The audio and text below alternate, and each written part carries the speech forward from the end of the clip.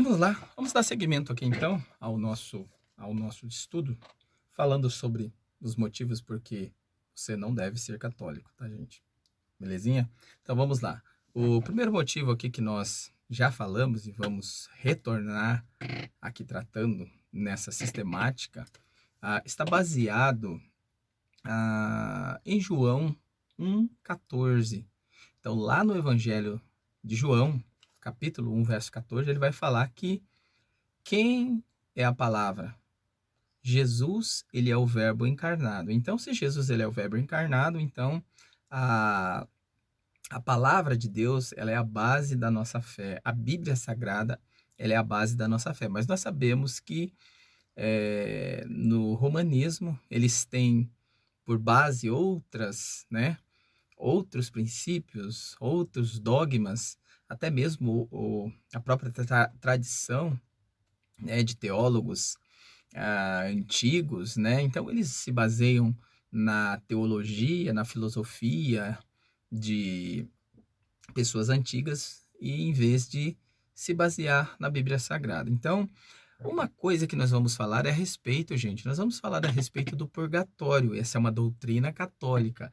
E essa doutrina do purgatório, eles se baseiam em um dos livros que ele é considerado apócrifos. Ele foi tirado, não foi aceito no cânon das Escrituras Sagradas, não entrou no cânon das Escrituras Sagradas, pois os judeus eles jamais aceitarão, né, esse livro de Macabeus, né, mesmo sendo um livro histórico, claro, que são livros históricos, né, que você pode estudar para conhecimento histórico. E uma questão dentro dessa questão do livro de Macabeus ele tem a base história para saber o que aconteceu no período que a Bíblia se calou, porque o período de Malaquias, né, período de Malaquias ali, até o primeiro capítulo de Mateus, né, até Mateus, vamos dizer assim, o livro de Mateus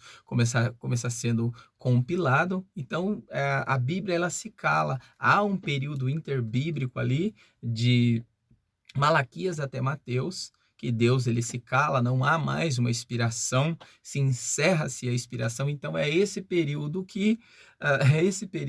os romanistas, né, eles pegam esses livros que foram escritos nesse período de 300, né, 400, 300, 150 antes de Cristo, e eles introduzem esses livros agora no cânon do Antigo Testamento. Mas nós sabemos que os judeus não aprovam esses livros apócrifos. E um desses livros é o primeiro e segundo Macabeus, que ele fala a respeito da oração pelos mortos. Então, ele trata a respeito desse tema da oração pelos mortos, né? Que eles oravam pelos mortos e naquele período tal, só que era uma prática pagã, não era uma prática aprovada.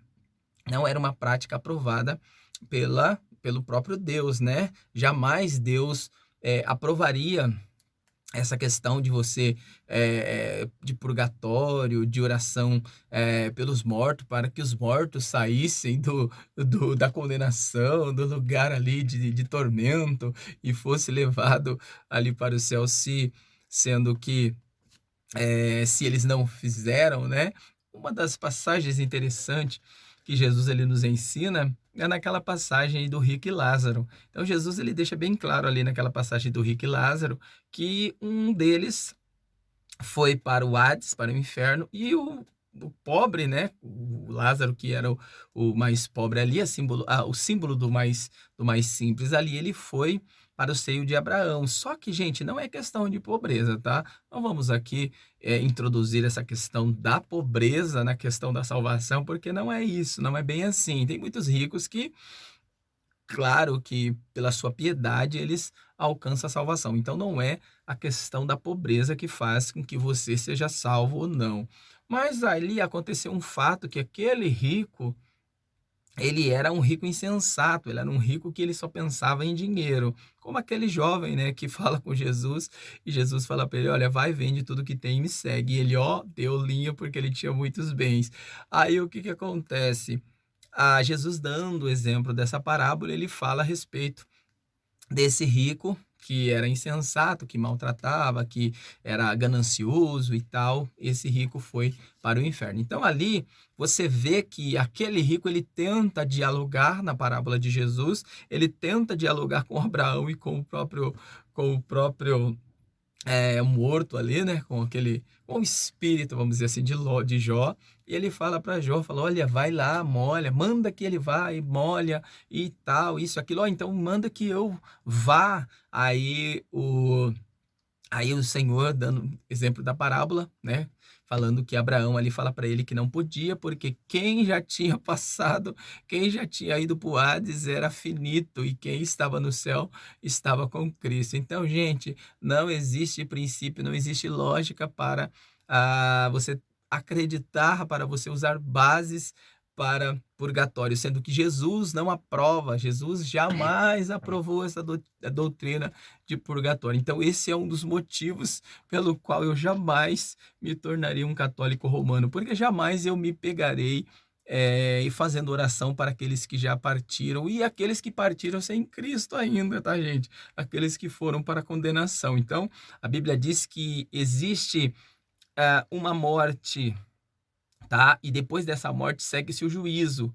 E aqueles que morreram em Cristo vão para Cristo, e aqueles que morreram sem Cristo, eles vão para a condenação, eles vão ser condenados ao lago de fogo e enxofre. Então, e a Bíblia diz que enquanto há vida, há esperança.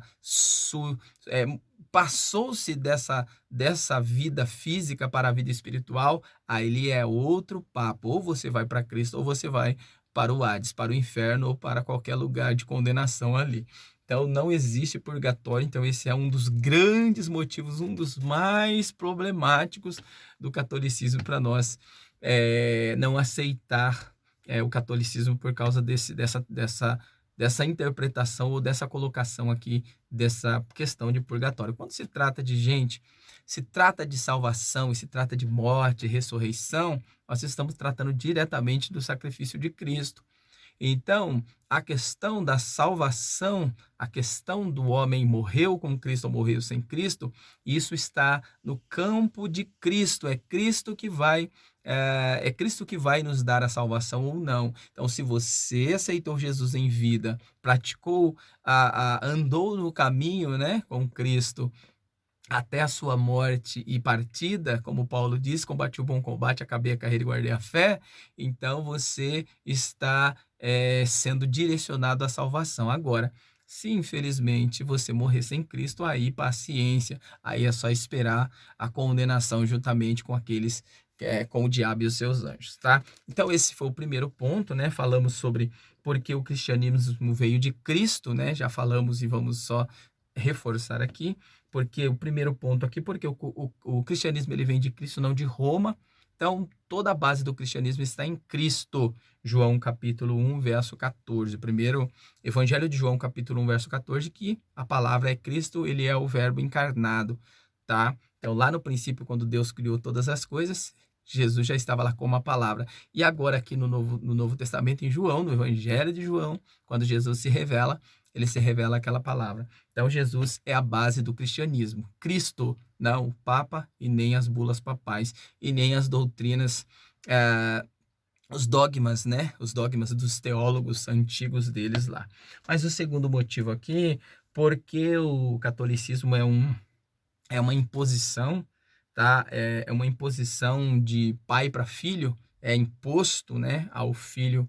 O catolicismo, quando ele nasce, ele já é batizado, já é colocado nas águas do tanque do batismo ali, batiza aquela criança inocente e ele se torna um católico ali após o ato do batismo, para que ele não morra e não, como eles dizem, né, não se torne pagão. Mas nós sabemos que o batismo ele só tem uma finalidade. Ele só tem uma finalidade, ele tem a esclarecer a sua decisão. Ele traz o homem à vida. Então, através dessa decisão, o homem está demonstrando que ele aceitou a vida, a nova vida em Cristo. Então, o batismo não é para a salvação, o batismo não caracteriza uma salvação, tá? Mas também, se você não quiser batizar, você pode perder a salvação, porque você se recusou. Então, quando você é salvo, você aceita o batismo, mas quando você não é salvo, você recusa. Então, só os salvos aceitam o batismo. Quem não é salvo, ele pode até se batizar,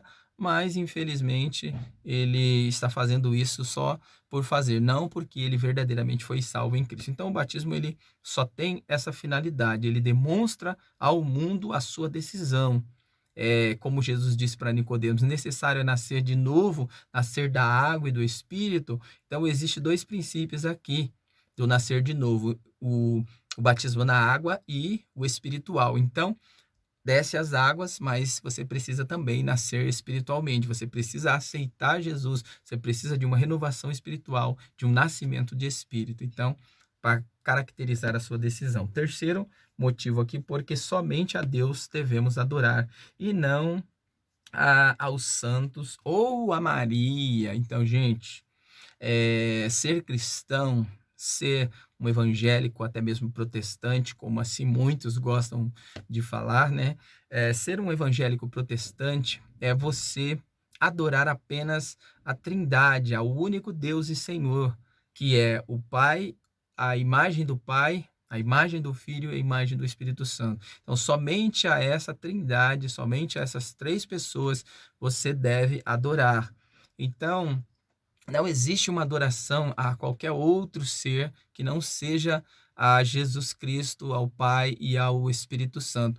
Um fato aconteceu lá no Apocalipse, gente, de João. Quando João escreveu o Apocalipse, quando ele chega lá, que ele foi levado em espírito, ele foi levado para o céu em espírito para escrever, né? Quando ele começa a escrever o Apocalipse, ele fala, ele chega de lá no céu e ele se depara com o cordeiro.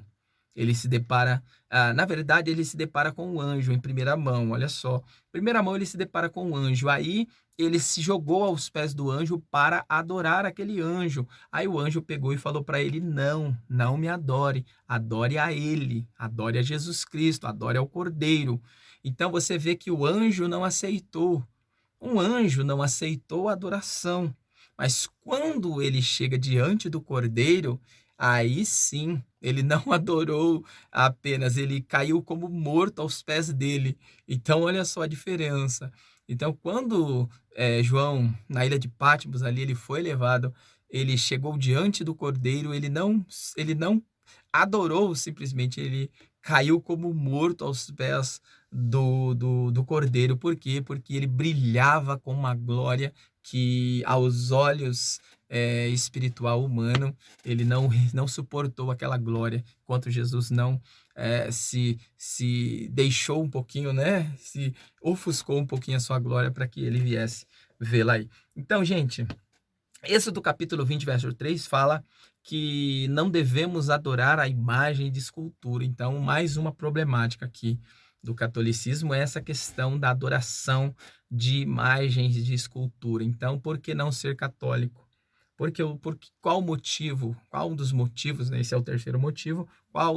Qual motivo que eu não devo ser católico? Porque nós não devemos adorar imagem. Isso é um mandamento lá do Antigo Testamento, tá? E não mudou no Novo Testamento.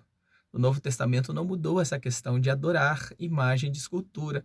Os apóstolos, eles não adoraram, eles não fizeram imagens de escultura para adorar. Pelo contrário, o apóstolo Paulo, quando ele chega na Grécia, acho que em Atenas, se não me falha a memória, ele chegou no templo de Diana, um templo muito grande, onde existe a imagem de Zeus, de Hera e outras imagens mais ali, até mesmo acho que do próprio César, né?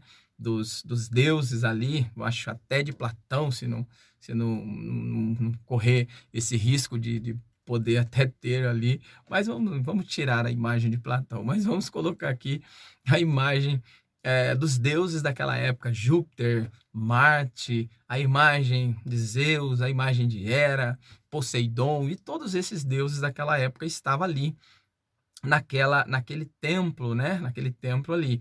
E Paulo ele entra e ele vai passando por aqueles altares E justamente, isso está em Atos, tá, gente? Está lá em Atos dos Apóstolos. E justamente quando Paulo chegou, quando chegou num lugar, ele viu um altar vazio. E quando ele chega diante desse altar vazio, ele vai lá, dobra os seus joelhos e começa a orar, porque naquele altar estava escrito assim, ao Deus desconhecido.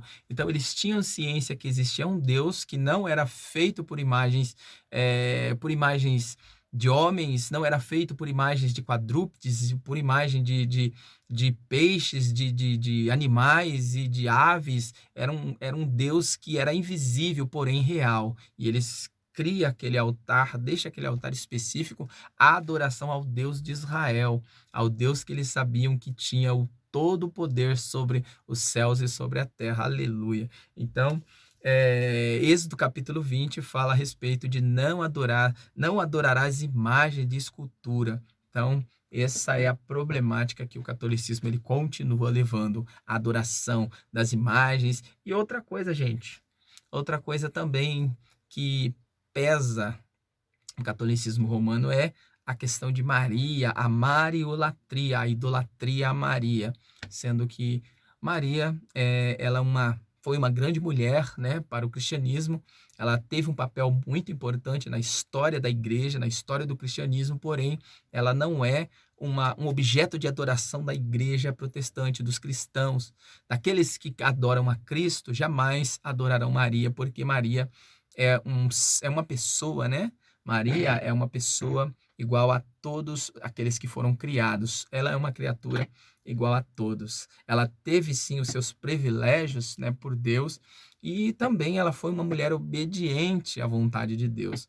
Mas dizer que Maria, ela é um objeto de adoração e que ela vela por nós e que ela está lá no céu, ela está lá no céu, levando as suas orações a Deus, intercedendo por Deus, e ela também salva a gente. Não, Maria não salva ninguém. Maria também precisou da salvação, porque ela mesma reconhece que ela precisava de salvação. Olha, esse será o Salvador. Então, do meu ventre, né? Ela reconheceu que do ventre dela nasceria o Salvador da vida dela também. Então, vamos lá. O quarto motivo aqui, o quarto motivo porque a Igreja Católica foi responsável pela morte de muitos cristãos no Coliseu de Roma e também na Inquisição. Gente, essa parte da história é a parte mais crucial, é a parte que pesa mais no catolicismo, é a história da Inquisição e a do Coliseu de Roma. Então, essa questão da Inquisição, ela também é chamada de o Santo Ofício, tá? Chamado de Santo Ofício. Essa instituição era formada pelos tribunais da Igreja Católica que perseguiram, julgavam e puniam pessoas acusadas de se desviar de suas normas de conduta. Ela teve duas versões, a medieval no século 13 e 14 e a feroz Inquisição moderna, concentrada em Portugal e Espanha, que durou do século 15 ao século 19. Tudo começou em 1231, quando o Papa Gregório IX, preocupado com o crescimento de seitas religiosas, criou um órgão especial para investigar os suspeitos de heresia. Qualquer um que professasse práticas diferentes daquelas reconhecidas como cristãs era considerado herege, afirma o historiador Rogério Luiz de Souza, da Universidade Federal de Santa Catarina. Então, essa é uma base de um historiador, tá? Eu estou pegando, não peguei aqui sucessivamente nenhum comentário cristão, protestante, mas estou pegando aqui de um historiador secular para poder estar trazendo aqui para você. Logicamente que nós, como cristãos, nós temos outros, né? Nós temos fontes aqui, como esse livro aqui, né? Tá? É um livro cristão, é o Espelho dos Mártires, que fala a respeito aqui da Inquisição, né? Desse santo ofício aqui que matou muitos cristãos aqui. tá? E esse também aqui que fala em Os Primeiros Cristãos aqui, que fala sobre o Coliseu de Roma, fala sobre a Santa Inquisição, tá? Que matou muitos cristãos aí no período ali, né? Tá? Mas esse ponto é crucial aqui que não nos motiva a jamais a se tornar católico romano. O quinto motivo aqui, porque a salvação se dá do sacrifício de Cristo e não no catolicismo romano. João 3,15, ele fala algo maravilhoso. Vamos ler aqui rapidamente. Evangelho de João, capítulo 3, verso 15. João 3,15, ele vai dizer assim, ó, olha só que interessante. Ele diz assim: para que todos os que creem nele tenham a vida eterna, porque Deus amou o mundo tanto que deu o seu único filho para que todo aquele que nele crê não morram, mas tenham a vida eterna. Então,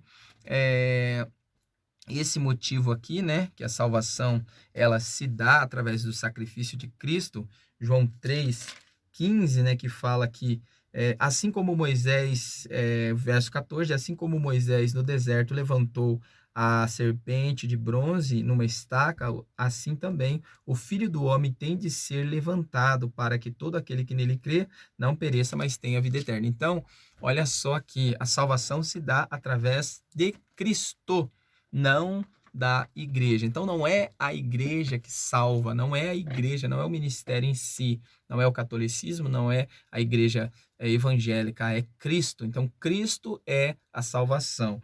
E Efésios capítulo 2, verso 8 fala que pela graça sois salvos, e pela graça sois salvos por meio da fé. Isso não vem de vós, é dom de Deus. Então, olha, ninguém pode dizer que a sua igreja salva, que o seu dogma, a sua doutrina salva. O que salva o ser humano é Cristo. Então, pela graça sois salvos. Então, Cristo é essa graça. Então, pela graça sois salvos por intermédio da fé. E isso não vem de mim, não vem de você, não vem da igreja, não vem do Papa, não vem do bispo, não vem do pastor. Isso vem de Deus, para que ninguém se glorie, tá, gente? Não vem das obras para que ninguém se glorie, é o ponto. Outro ponto aqui que nós vamos falar aqui, o sexto motivo aqui, porque a salvação não se compra por obras de caridade, mas por aceitar a Jesus como Salvador. Efésios 2, verso 9. Então, Efésios 2, verso 9 é um complemento do que nós estávamos lendo aqui, que a salvação é pela graça por meio da fé. Isso não vem de vós, é dom de Deus. Não vem das obras para que ninguém se glorie delas. Então, se o catolicismo romano ele acredita que você fazendo obras você alcança a salvação, isso é mentira do diabo, porque nós praticamos as boas obras, assim como Paulo e Tiago falam a respeito da fé e das obras. Nós praticamos as obras porque nós já somos salvos. Então, só quem é salvo entende que há necessidade de você praticar as boas obras, mas não porque nós fazemos as boas obras para alcançar a salvação. Então, quem faz boas obras para alcançar a salvação está querendo negociar, está querendo comprar um pedacinho no céu. Então, ninguém se compra a salvação, ninguém se compra um pedacinho no céu. Você conquista a salvação por intermédio de Cristo. Então, você precisa conquistar a salvação através do sacrifício de Cristo. Você aceita Cristo, você permanece em Cristo e você alcança a salvação em Cristo. Então, mais um ponto aqui. O sétimo ponto, gente, aqui, o sétimo motivo porque eu jamais me tornaria um católico, e acredito que você também, com esse motivo, você também não vai se tornar um católico romano. O sétimo motivo, porque não acreditamos em purgatório. Gente, esse é um dos motivos chaves também aqui, tá? Esse também é um dos motivos chaves. Então, porque nós não acreditamos em purgatório, onde o pecador passa lá por sofrer algum tempo e depois sai de lá salvo. Então, nós falamos aqui sobre o rico, né? Nós já falamos aqui uma parte sobre o rico e Lázaro, onde o rico ele foi para o inferno, literalmente para o Hades, e o pobre, que era Lázaro, que sofreu muito, não é porque ele era pobre, mas porque ele sofreu bastante e permaneceu firme, permaneceu fiel a Deus, não fiel à sua pobreza. Ele permaneceu fiel a Deus. Ele mesmo na sua pobreza, ele se manteve fiel a Cristo. Então não é porque ele era pobre que ele permaneceu em Cristo, não. Ele em Deus, né? Ele permaneceu em Deus porque ele era fiel a Deus. Agora, tem pessoas que perdem ou ganha e não sabe se permanece fiel, se perde a fé. Quando perde, corre atrás de Deus. E quando ganha, foge de Deus, sai da presença de Deus. Então, que fé é essa que você abandona quando você perde alguma coisa ou quando você ganha alguma coisa? Então, gente, é meio complicado, né? Então, a questão do purgatório, deixa eu ler aqui. Eu vou ler aqui uma matéria de um padre, né, que defende, né, claro que o padre vai defender o purgatório, porque eles assim pregam, né, eles assim, nas suas homilias, eles falam a respeito disso, eles ensinam sobre o purgatório, porque é uma forma, gente, né, que vamos e venhamos, que é uma forma de tirar um dinheirinho, né, você vai orando, orando, orando, orando, orando, pelos aqueles que estão ali no purgatório. Então, enquanto a pessoa não sai dali do purgatório, não para de fazer orações para ela, até ela sair do purgatório. Então, vamos lá. Olha só a matéria aqui do padre Paulo Ricardo. Ele diz assim, ó, o purgatório é uma invenção da Idade Média, tá? Infelizmente, muitos pregadores católicos e professores de teologia têm repetido essa afirmação absurda, ignorando que o purgatório é um dogma estabelecido pelo Concílio Ecumênico de Florença e de Trento, e que, portanto, está enraizado na própria fé dos apóstolos. Se é verdade que a existência do purgatório não está explicitamente consignado na Bíblia, olha só que interessante, veja só isso. É preciso recordar que esta não é a única fonte de fé. Então, olha só, gente, aqui já para você entender que a fonte de fé da Igreja Católica, do catolicismo, não é a Bíblia, tá? Não é a Bíblia. Então, eles mesmos aqui falam aqui que a fonte de fé deles não é a Bíblia, de fé da Igreja, não é necessariamente, portanto, que todos os dogmas estejam claramente nas Escrituras, mas sim na fé apostólica, que é o fundamento da própria Bíblia. Então, olha só, se a Bíblia Sagrada ela não é o fundamento, se a Bíblia, a palavra de Deus, inspirada pelo Espírito Santo, não for o fundamento da igreja, então você vai estar fundamentado em quê? Você vai estar fundamentado no Platão, que deixou escritos, Sóstenes, Demóstenes, Eusébio, Agostinho, Jerônimo, todos esses teólogos, todos esses filósofos,